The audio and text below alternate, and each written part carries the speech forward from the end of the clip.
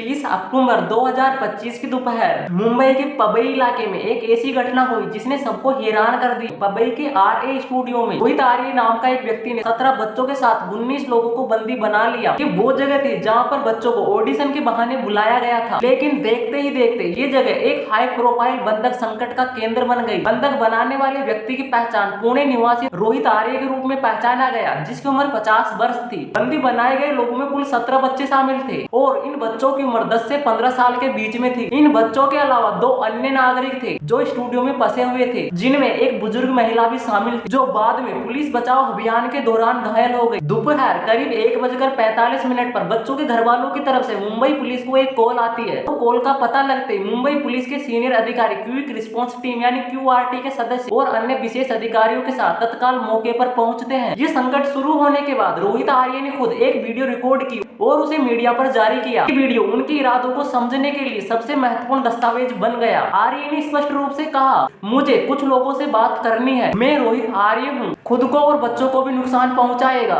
उसने अधिकारी और मीडिया को खुली धमकी दी, अगर उसे बातचीत का मौका नहीं दिया गया तो वो खुद को और बच्चों को जला देगा। लेकिन इस वीडियो का सबसे निर्णायक हिस्सा वो था जब आर्य ने बार बार बताया उसको पैसों की जरूरत नहीं है, ना मुझे पैसा चाहिए, मैं टेररिस्ट हूँ। बताया कि मुझे पैसा नहीं चाहिए, मुझे कुछ लोगों से सवाल जवाब करना है। बच्चों को बंदी बनाने के लिए आर्य के द्वारा चुने गए स्थान और समय ये बताता है कि केवल एक आपराधिक कार्य नहीं था, बल्कि एक अत्यधिक कैलकुलेटेड पॉलिटिकल स्टंट था। एक निराश ठेकेदार के रूप में आर्य ने ये समझा कि सरकार का ध्यान अपनी ओर खींचने के लिए बच्चों का उपयोग करना होगा, क्योंकि बच्चों की जान बचाना सरकार के लिए सर्वोच्च प्राथमिकता बन जाता है। आर्य ने बच्चों को हथियार बनाकर नौकरशाही की उपेक्षा का सबूत पेश करने का प्रयास किया। आर्य ने जानबूझकर ये कहकर अपनी कार्यवाही को फ्रेम करने की कोशिश की कि वो आतंकवादी नहीं है। ऐसा करके उसने मीडिया और जनता द्वारा उसे सामान्य अपराधी के रूप में वर्गीकृत किए जाने से पहले ही अपने कार्य को राज्य के विरुद्ध न्याय संगत विद्रोह के रूप में स्थापित करने की कोशिश की। और यही आत्म वर्गीकरण पुलिस के बाद के बयान से सीधे टकराया, जहां अधिकारियों ने उसे मानसिक रूप से अस्थिर बताया। इसी तरह अधिकारियों ने उसकी राजनीतिक शिकायत को संबोधित किए बिना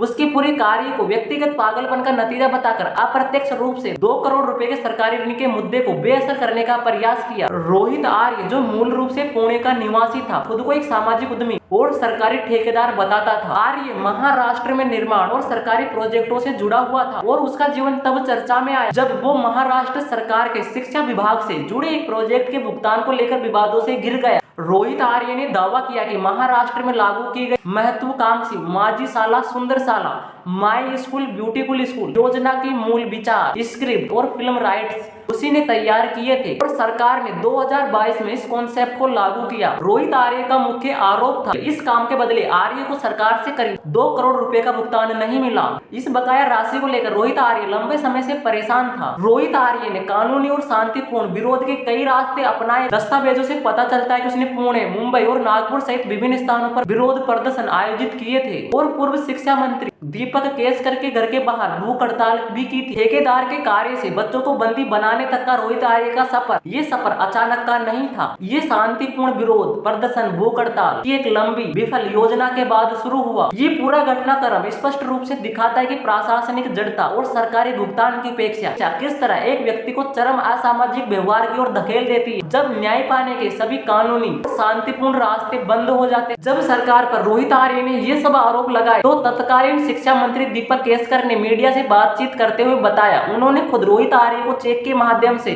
कुछ रुपए भुगतान किए थे। शिक्षा मंत्री ने आर्य के 2 करोड़ रुपए बकाया होने का आरोप गलत बताया और कहा सरकारी भुगतान के लिए सभी आवश्यक प्रक्रियाएं पूरी करनी होती है और रोहित आर्य को विभाग में जाकर दस्तावेज जमा कराने चाहिए। ये विवाद एक साधारण ऋण की समस्या से हटकर राज्य मशीनरी और एक निजी ठेकेदार के बीच की सांख की लड़ाई बन गया। सवाल ये खड़ा होता है, नौकरशाही जानबूझकर बाधाएं उत्पन्न करते हैं? और इन सब चीजों के अलावा आर्य के निजी जीवन में भी तनाव था। वो किराए को लेकर मकान मालिक के साथ विवादों में उलझा हुआ था। उसकी पत्नी ने भी पुरानी शिकायत में मंत्री का उल्लेख किया था। ये व्यक्तिगत तनाव सरकारी सिस्टम की निराशा के साथ में उसकी मानसिक स्थिति पर दबाव डाल रहे हैं। महाराष्ट्र की सरकार ने रोहित आर्य के सभी दावों को खारिज कर दी। उसे सरकारी स्वच्छता और स्वच्छता मॉनिटरिंग प्रोजेक्ट के लिए 2 करोड़ करोड़ रुपए से अधिक बकाया था। सरकार ने अपनी बातों को विस्तार से बताया और जिस कारण ये मामला वित्तीय विवाद से कहीं अधिक जटिल हो गया। शिक्षा विभाग के अनुसार आर्य और उसकी कंपनी अप्सरा मीडिया को 2022 और 2023 में प्रोजेक्ट लेट्स चेंज शहरी स्वच्छता अभियान के लिए चुना गया था और इस योजना में 59 लाख छात्र स्वच्छता मॉनिटर बनने वाले थे। पहले चरण में यानी 30 जून 2023 को सरकारी आदेश के अनुसार 9.9 लाख रुपए का भुगतान किया गया था और अब आता है दूसरा चरण यानी 2023 और 24 के लिए मुख्यमंत्री माझी शाला और सुंदर शाला यानी माई स्कूल ब्यूटीफुल स्कूल योजना के तहत संचालित होना था। सरकार ने 20.63 करोड़ रुपए आवंटित किए जिसमें से 2 करोड़ रुपए स्वच्छता मॉनिटर्स के लिए थे। शिक्षा विभाग ने दावा किया आर्य ने दूसरे चरण के लिए जो दस्तावेज आयोजित किए थे वो अपूर्ण थे, वो अधूरे थे और सरकारी विभाग ने ये भी आरोप लगाया था कि आर्य ने विज्ञापन, तकनीकी सहायता और जनशक्ति के लिए जो लागतें दिखाई थी वो अत्यधिक फुलाई हुई थी और इन कमियों के कारण दूसरे चरण की योजना लागू नहीं हो सकी। बाद में इसे रद्द कर दिया गया और इस मामले में सबसे गंभीर मोड़ तब आया सरकार ने रोहित आर्य पर अवैध गतिविधियों का आरोप लगाया। सरकार ने दावा किया कि प्रोजेक्ट लेट्स चेंज के निर्देशक के रूप में आर्य भाग लेने वाले स्कूलों से अवैध रूप से पंजीकरण शुल्क वसूल रहा और जिसके लिए उसे कोई आधिकारिक अनुमति नहीं थी। सरकारी रिकॉर्ड के अनुसार पिछले अगस्त में आर्य को निर्देश दिया गया अवैध रूप से वसूल किया गया सारा पैसा वो सरकारी खाते में जमा कराए और ये भी सूचित किया गया था जब तक वो सारी राशि जमा नहीं कराता है तब तक उसके किसी भी प्रस्ताव पर विचार नहीं किया जाएगा। सरकार ने बताया न तो आर्य ने पैसा जमा करवाया न ही अल्फनामा दाखिल किया। सरकार ने आर्य पर जो पलटवार किया, आर्य न केवल एक असंतुष्ट ठेकेदार बल्कि एक दोषी भी ठहराया गया। सरकारी कथा एक शक्तिशाली राजनीतिक ढाल का काम कर सकती है जो पुलिस की जबरन कार्यवाही को न्यायोचित ठहराती है और राज्य पर लगे वित्तीय बकाया आरोप को खारिज कर देती है। सवाल खड़ा होता है अगर आर्य वास्तव में अवैध रूप से शुल्क वसूल रहा था तो आर्य को अगस्त में निर्देश दिए जाने के बाद पूरे 1 साल तक काम करने की अनुमति क्यों दी गई? धोखाधड़ी के खिलाफ कार्यवाही करने देरी या तो प्रशासनिक लापरवाही को दर्शाती है। इसी लापरवाही ने सीधे तौर पर एक संकट को जन्म दिया। पुलिस के द्वारा आर्य को मानसिक रूप से अस्थिर बताया जाने के बावजूद जब स्टूडियो के अंदर प्रमाण मिलते हैं तो उनसे पता चलता है कार्यवाही को करने की योजना पहले से ही बनाई जा चुकी। इसमें चालाकी का इस्तेमाल किया गया था। आपराधिक कार्यों की ओर इशारा करती है। रोहित आर्य की कार्यवाही किसी अचानक आवेश का परिणाम नहीं थी। एक्सक्लूसिव जानकारी के अनुसार उसने इस घटना को अंजाम देने से पहले 4 दिनों तक रेकी की और बच्चों को बंधक बनाने के लिए एक रणनीति बनाई। रणनीति में सबसे चौंकाने वाला विवरण बच्चों का चयन था। आर्य ने शूटिंग के नाम पर पता लगाया कौन से बच्चे अमीर परिवारों से हैं और इन बच्चों को अलग से बंदी बनाया गया। अमीर बच्चों का ये विशिष्ट चयन ये संकेत देता है उसका उद्देश्य केवल विरोध करना नहीं बल्कि अधिकतम दबाव डालना था। आर्य ने बंधक बनाने की प्रक्रिया को गुप्त रखने के उसने पेशेवर तरीके से स्टूडियो में काम किया और शूटिंग के नाम पर स्टूडियो के अंदर लगे हुए सीसीटीवी कैमरों को हटवा दिया और उनकी जगह लाइटें लगवा दी और ये सब तैयारी स्पष्ट रूप से दिखाती है रोहित आर्य का एक सुनियोजित कदम था कि किसी मानसिक रूप से बीमार व्यक्ति का कार्य। रोहित आर्य ने बंदियों को डराने के लिए अपनी बात के महत्व को बढ़ाने के लिए फिल्मी तकनीकों का भी सहारा लिया। उसने बच्चों से किडनैपिंग और बम विस्फोट जैसे सीन की शूटिंग करवा। रोहित आर्य खुद एक निर्देशक था। उसने अपनी अंतिम कहानी निर्देशित करने की कोशिश की और इसी कारण उसकी पागलपन की सीमाएं धुंधली हो गई। स्टूडियो जो एक रचनात्मकता का स्थान था वो विरोध के एक विनाशकारी मंच में बदल गया। पुलिस के द्वारा तुरंत आर्य को मानसिक रूप से अस्थिर घोषित करने का बयान उसकी पूरी योजना सीसीटीवी हटाना, रेकी, अमीर बच्चों का चयन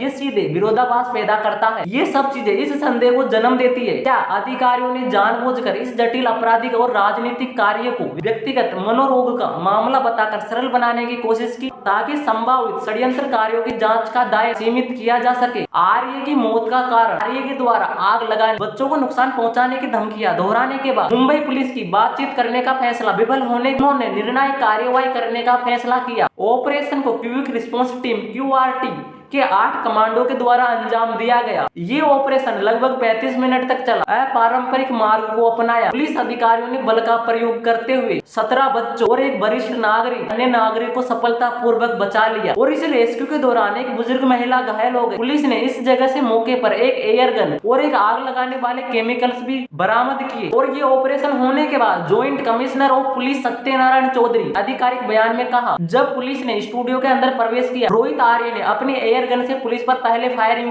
पुलिस ने जवाबी कार्यवाही में गोली चलाई जिससे आर्य घायल हो गया। रोहित आर्य को तुरंत अस्पताल ले जाया गया, वहां उसे मृत घोषित कर दिया गया। रोहित आर्य की मौत के बाद ये घटना तुरंत विवादों के घेरे में आ गया, खासकर पुलिस के द्वारा घातक बल के इस्तेमाल को लेकर। इस पूरे मामले में सबसे बड़ा सवाल ये है, आर्य के पास अगर एक एयर गन थी जो आमतौर पर गैर घातक होती है, हालांकि डराने वाली जरूर होती है। पुलिस कमांडो को बंधक बनाने वाले को मारने के बजाय उसे काबू करने का प्रशिक्षण दिया जाता है। ऐसे में घातक बल का इस्तेमाल, जिसके परिणाम स्वरूप उसकी तत्काल मृत्यु हो गई। कुछ लोगों ने इस कार्य को असंतोषजनक माना। सामाजिक कार्यकर्ताओं का मानना है पुलिस ने घातक बल का प्रयोग करके राज्य के एक आलोचक को चुप कराने के लिए सुविधाजनक रास्ता चुना, और जिससे रोहित आर्य से पूछताछ की जाती तो सरकारी विफलता और रहस्य उजागर होते। इससे बचने के लिए उस पर गोली चला दी गई। एडवोकेट सातपुते का ये सीधा आरोप है कि अधिकारियों ने हीरो बनने की कोशिश की और मर्डर किया। पुलिस की जवाबदेही पर गंभीर प्रश्न खड़े होते हैं। आर्य का शव पोस्टमार्टम के लिए जे अस्पताल ले जाया गया, लेकिन उसका परिवार वहां पर नहीं पहुंचा। रोहित आर्य की मौत के तुरंत बाद कानूनी प्रक्रिया के तहत न्यायिक जांच शुरू हो गई। मजिस्ट्रियल जांच का आदेश दिया गया। इसका उद्देश्य ये निर्धारित करना था पुलिस के घातक बल का उपयोग करना वैध था या अवैध। कानूनी जानकारों ने इस पुलिस कार्यवाही को गलत मानते हुए इसे अपराध करार दिया है। एडवोकेट सातपुते जैसे कार्यकर्ताओं ने मांग की है डीसीपी स्तर के अधिकारी और सीनियर पुलिस अधिकारियों पर हत्या की एफआईआर दर्ज की जाए। उनका मानना यह है कि वहां पर पुलिस अधिकारी हीरो बनने की कोशिश कर रहे थे, बल्कि वे आर्य को जिंदा पकड़ सकते थे। कार्यकर्ताओं के अनुसार ये मौत सरकारी तंत्र की वित्तीय विफलताओं और बकाया राशि के विवाद 2 करोड़ रुपए को छिपाने की साजिश थी। आर्य के अस्पताल में दम तोड़ने से कई महत्वपूर्ण सवाल हमेशा के लिए अनसुलझे रह गए। पुलिस पूछताछ के जरिए उसका असली मकसद, उसकी मानसिक स्थिति और सबसे महत्वपूर्ण साजिश में शामिल अन्य लोगों का खुलासा हो सकता था। जांच का एक बड़ा सिरा टूट गया। आई होप ये वीडियो आपको अच्छी लगी होगी। वीडियो अच्छी लगी तो वीडियो को लाइक एंड चैनल को सब्सक्राइब कर देना। मिलते हैं किसी दूसरी वीडियो के साथ। हंसते रहो, मुस्कुराते रहो।